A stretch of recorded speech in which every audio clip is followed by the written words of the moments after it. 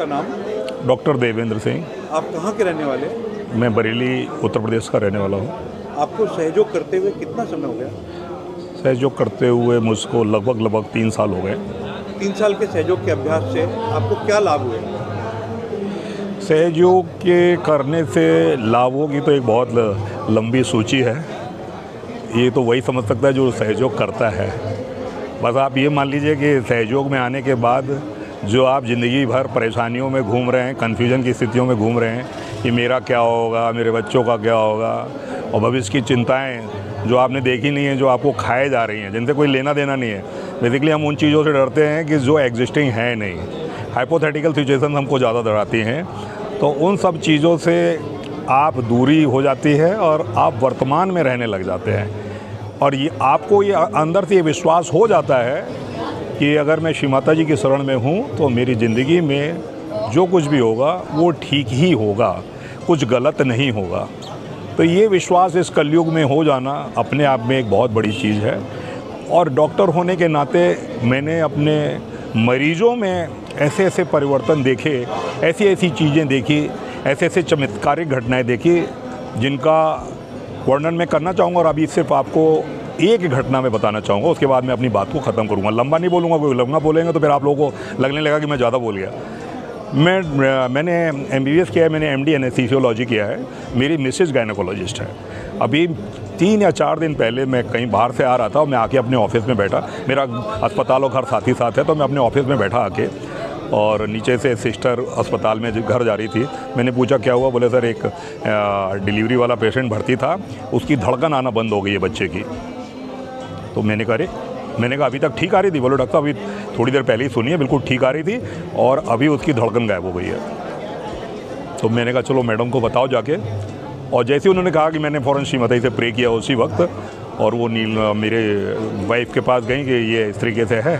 तो मेरी वाइफ नीचे फ़ौरन लेबर रूम में गई और नीचे से फ़ोन आया कि मैं नीचे आ जाऊँ। मैं नीचे पहुँच गया, बच्चे वाला डॉक्टर भी आ गया, नॉर्मल डिलीवरी हो गई। और जब बच्चा आया हमारे हाथ में तो उसकी कोई हार्ट रेट नहीं थी। और जब हार्ट रेट तो जितना भी एक प्राइमरी जितना भी एक डॉक्टर कर सकता है उन्होंने किया। बच्चे वाले डॉक्टर ने उसको इंटूबेट कर दिया, जितनी दवाइयाँ देनी थी वो दे दी।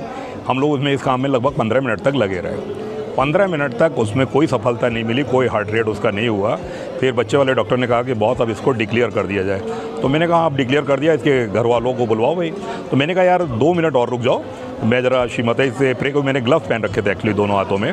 तो मैंने अपने राइट हैंड का ग्लव्स उतारा और मैंने लेफ़्ट हैंड से राइट हैंड से ही सहजदार पे उसके हाथ रख के बच्चे को बस वाइब्रेशन देने का प्रयास किया। मैंने कुछ कहा नहीं, बस श्री माता जी का नाम लिया। मेरा मैनेजर भी आ गया, वो भी सहयोग करता है, तो वो दूर से खड़ा था। उसने बाद में बताया कि वो भी श्री माता जी से प्रे कर रहा था। मैंने सिर्फ सहजदार पे उसके हाथ रख के, सहजदार ये स्थान है, उस पर मैंने हाथ रख के अपना राइट हैंड इस तरीके से रखा और मैंने सिर्फ श्री माता जी से एक प्रे की कि श्री माता जी इस बच्चे का जीवन बच जाए। बस ये काम करते हुए 1 या 1.5 मिनट हुआ होगा। मैंने उसका अम्बिलिकल कॉर्ड पे हाथ रख रखा था, बेस ऑफ द अम्बिलिकस पे। तो उससे फिर मैंने देखा कि पल्सेशन आने लगे। तो मैंने बच्चे वाले डॉक्टर से कहा कि यार ये मुझे फील हो रहे हैं पल्सेशन। बोले बहुत ऐसे ही हो रहे होंगे, फाल्स होते हैं। अरे मैंने कहा नहीं, बहुत ज़बरदस्त फील हो रहे हैं। तो उसने फटाक से फील किया, बोले हाँ। तो उसने फिर स्टेथोस्कोप को, आला को जिसे कहते हैं, वो हार्ट पे लगाया। तो देखा कि बोले बहुत 120 आ रही है बच्चे की धड़कन। तो आप यू कांट बिलीव इट कि भैया ऐसा होता है। मगर भाई ऐसा होता है। अब ये चमत्कार इंसान आपको क्या दे सकता है? पैसा दे सकता है, ज़्यादा दुनिया की सारी चीज़ें दे सकता है, जीवन नहीं दे सकता। और ये सारे डॉक्टरों को भी समझना चाहिए कि हम लोग सिर्फ अपना इलाज करते हैं। भैया ये देखिए कि बच्चे को पैदा हुए 20 मिनट हो गए इस प्रोसीजर में। 20 मिनट तक उस बच्चे के अंदर कोई धड़कन नहीं थी, उसको हम डिक्लेयर करने जा रहे थे। अब आप बताइए कि आपके अस्पताल में बच्चा मर जाए, बच्चा पैदा होते ही आपका उसकी धड़कन नहीं आ रही। सोचिए कि आपके ऊपर क्या मेंटल प्रेशर होगा। आजकल के सिनेरियो में कितना बवाल मचेगा ये है। बट आप देखिए कि श्री माता की कृपा देखिए कि उस बच्चे की धड़कन 20 मिनट के बाद देखिए वापस आ गई। तो एज ए डॉक्टर होने के नाते सहयोग में भाई देखिए, हम तो रोज़ जीवन और मृत्यु में, मैं एनेस्थेटिस्ट हूँ तो मेरा तो इन्हीं सब चीज़ों से रोज़ टकराव होता है। तो मुझसे बढ़िया कोई इस बात को समझ नहीं सकता कि भैया श्री माता जी ये चमत्कार करती हैं। छोटी छोटी घटनाएं जो मेरे पीडियाट्रिशियन आता है, एक दिन मेरी एक आदत है, जब भी मैं बाहर से आता हूँ, अगर मैं देखता हूँ कि लेबर रूम में कुछ हो रहा है तो मैं लेबर रूम में चला जाता हूँ। अभी कुछ दिन पहले मैं जैसे ही मैंने लेबर रूम में एंटर किया तो देखा कि मेरा एनेस्थेटिक जो मेरा पीडियाट्रिशियन है वो एक बच्चे के साथ स्ट्रगल कर रहा है, तो वो उसको अम्बू लगा के सब करने की कोशिश कर रहा है। तो उसने कहा, तो मैंने कहा यार ला मैं इसे हवा देता हूँ और तू कुछ कर। उसने कहा कि बहुत मैं इसे कैस लगा कुछ दवाइयाँ देता हूँ, जरा आप पकड़िए इसे। तो मैंने कहा जैसे ही मैंने उसको 1-2 पप मारे वो बच्चा क्राई करने लगा। तो क्या कर रहा है यार बॉस, जब भी आप आते हो बच्चे को हाथ लगाते हो बच्चा रोने लग जाता है यार बॉस। तो मैंने कहा ये तुम इस गलतफहमी में मत रहना कि डॉक्टर देवेंद्र सिंह के पास कुछ आ गया है। मैंने कहा ना भैया, ये सिर्फ आदिशक्ति माता जी श्री निर्मला देवी जी का कमाल है भाई, इसमें मेरा भी कोई रोल नहीं है, तो इस गलतफहमी में ना रहें। तो उस दिन भी उस टाइम तो वो जल्दीबाजी में था, फिर वो उसको बच्चे को नर्सरी में भर्ती करना पड़ा उसके बाद। बट उसका थोड़ी देर बाद फ़ोन आया कि बोले बॉस कमाल हो गया ये, बोले बहुत। तो फिर उसने मैंने कहा कि तुमको मैंने कई बार कहा है कि थोड़ा सा सहयोग को समझने का प्रयास करो, पर प्रॉब्लम क्या है कि आदमी इस बिजी लाइफ में दुनिया के सारे कार्य करने के लिए तैयार है, but he is not agree for सहयोगा। तो ये इतनी इम्पॉर्टेंट चीज़ है, तो मैं तो सब लोगों से ये कहूँगा कि भाई इस कलयुग में और अपनी ज़िंदगी में उत्थान चाहिए तो आप सिर्फ सहयोग करें।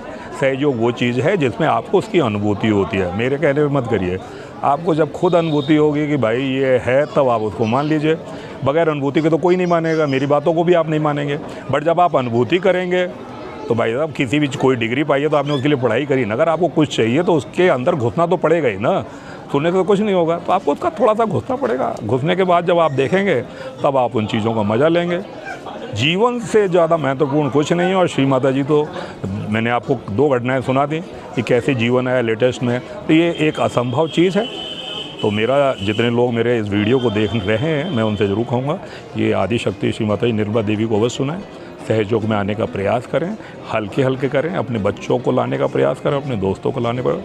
जय श्री। डॉक्टर साहब, सहयोग सीखने के लिए हमें कितना समय और कितना पैसा खर्च करना पड़ता है? कोई पैसे का तो कोई जिक्र ही नहीं है, पैसा तो कुछ भगवान को पैसे से पाया ही नहीं जा सकता। पहले तो आपको कॉन्सेप्ट ये होना चाहिए, दुकानें चल रही हैं लगातार जो भगवान को देने का प्रयास कर रहे हैं, मगर वहाँ से मिल नहीं पा रहा लोगों को। तो भगवान को तो हमारे पास सारी चीज़ें निःशुल्क ही हैं। भगवान ने जीने के लिए जो ऑक्सीजन वो भी तो हम लोगों को फ्री दे रखी है ना। कोरोना में देख लिया ना, थोड़ी सी ऑक्सीजन कम होते ही क्या हाल हुआ। तो भगवान तो सब फ्री देते हैं ना, अगर भगवान को पाना है तो वो फ्री है। भगवान किसी चीज़ के लिए कोई पैसा वसूल नहीं करते, वो बीच वाले लोग पैसा कमाने का प्रयास करते हैं, पर वो मीडिएटर की तरह वो भगवान नहीं दे पाते। तो सहयोग के लिए कोई निःशुल्क है बिल्कुल। आप ऑनलाइन सुनिए, सेंटर पे चले जाइए, वो आपके और श्री माता के बीच की बात है, उसमें कोई तीसरे आदमी का इन्वॉल्वमेंट नहीं होता। तीसरे आदमी का इन्वॉल्वमेंट इतना ही है कि बस जैसे हमने आपको बता दिया, बस इसके आगे हमारा और कोई रोल नहीं बचता है। यही सबसे महत्वपूर्ण है। बात करने के लिए बहुत बहुत धन्यवाद। जय श्री माता।